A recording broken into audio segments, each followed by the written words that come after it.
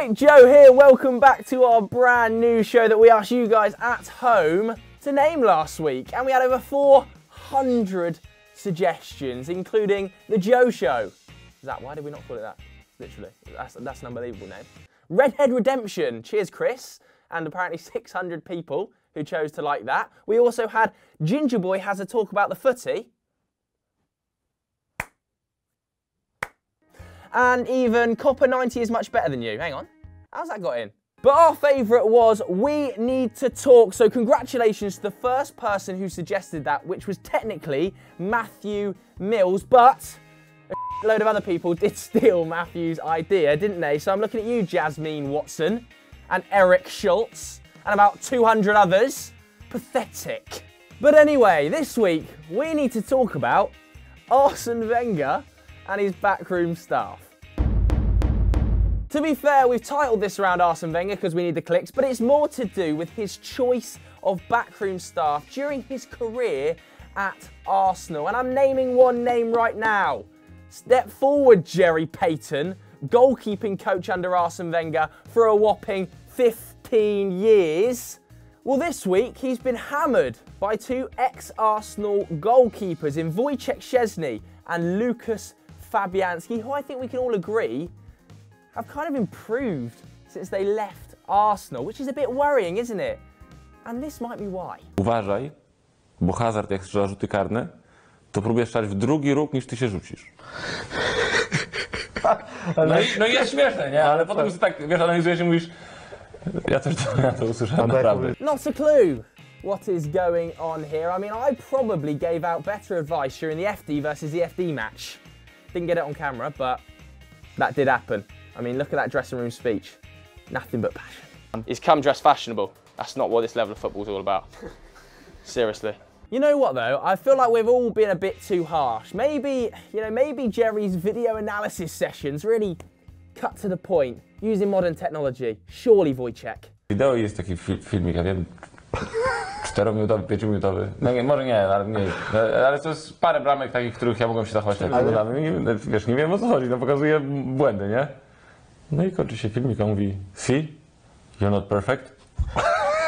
Now, to me, this makes a total mockery of Arsene Wenger and his entire backroom staff. This was a key figure employed by the club in a massive position. And he wasn't there for just a season or 2 seasons. He was there from 2003 and didn't leave until Arsene Wenger lost his job in the summer. I mean, what the f is going on at Arsenal when Dave Dodds is being employed? It's a good ball. The team look in pretty good shape. Good shape, yeah, good shape. Good team, looking very good. Couldn't be better. In fairness, as much as this humiliates Arsene Wenger and makes a total mockery of 15 years worth of good work from his backroom staff, the interview with Polish TV from Wojciech Szczesny and Lucas Fabianski did throw up one gem involving Carl Jenkinson. Jest turbo kibicem Arsenalu od najmłodszego wieku. Tam były takie zdjęcia słynne jak w meczu towarzyskim z Kolonią. I w 45 minucie dał mi takiego swojaka z 25 metra, że sobie nie wyobrażasz, z woleja w sam winkiel. I siedzi taki biedny, wiesz, w powie schodził. Siedzi taki załamany w tej szatni. Przychodził, wiesz, mecz towarzyski, nie? Karl, komplimenty, your first goal for Arsenal. Still doesn't really top that video of Carl trying to land a plane though. Start to squeeze back. 40, 30, 20. Squeeze back! Oh! Yeah, terrible team, terrible team, terrible team. Before we move on to our other stories, this is a new show and I want to know what you guys at home want to see from it. So we've got We Need to Talk, the main segment. But what other segments do you want to see? Do you want to see us playing FIFA, doing challenges, talking about the news, giving our opinions? Let us know all your thoughts in the comments below. I'm coming up with a hashtag right now. It's going to be my idea. That's embarrassingly terrible, but use it. Let us know your thoughts. Go on, type a comment. Just before we move on to our next story, we've got to give an update on him. It's How's Harry. That's a new segment. How's Harry? There's the first segment. How's Harry Redknapp doing in the I'm a Celebrity, Get Me Out of Here jungle? Well, this week we've seen him flossing. Am I going the right way? You've got to have both hands on the same side. We've seen him rapping. Yeah, I jump in my Range Rover, painting to Sandra. And we've seen him, is this eating? What on earth is he doing here? Wow. To be fair to Harry, still not the most shot to bits football manager of the week. Well done, Diego Maradona, taking home the award. How the hell is he a football manager after he did this at the World Cup? A different Diego. Well, despite those scenes, he is now manager of Dorados de Saniola in the Mexican Second Division. And,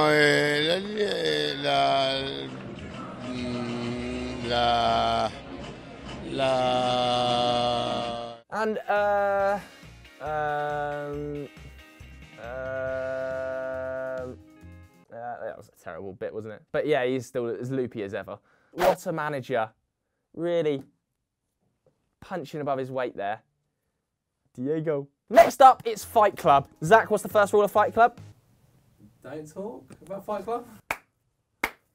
He's nailed it. Well done, Zach. Well, I'm that rule off because we've had two big scuffles this week. The first comes from Derby versus Stoke midweek, and Bradley Johnson appeared to go full Luis Suarez. And you know what they say, Bradley? Never go full Luis Suarez.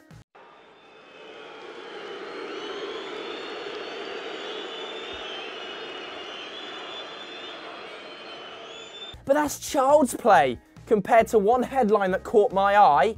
Massive brawl escalates between Andres Iniesta and Lucas Podolski in Japan. This got me really excited. It was on the Sport Bible. Let's have a look at the punches, the melee, the fight, the blood.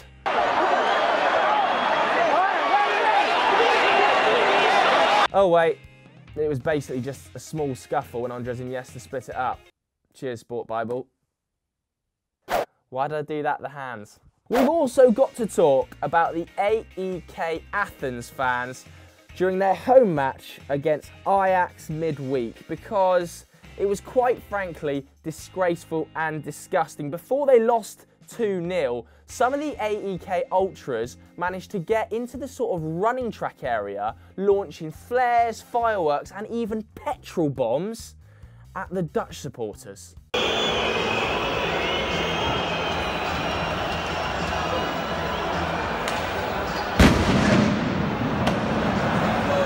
I mean, it's one thing supporting your team, but this is just plain downright stupidity. There's no place for it in the game. It's now being investigated by UEFA, and there's part of me that kind of thinks AEK should be banned from the Champions League for this. How can you be throwing petrol bombs at an opposition team? It's disgraceful. Vote in the poll up there if you think AEK should be banned.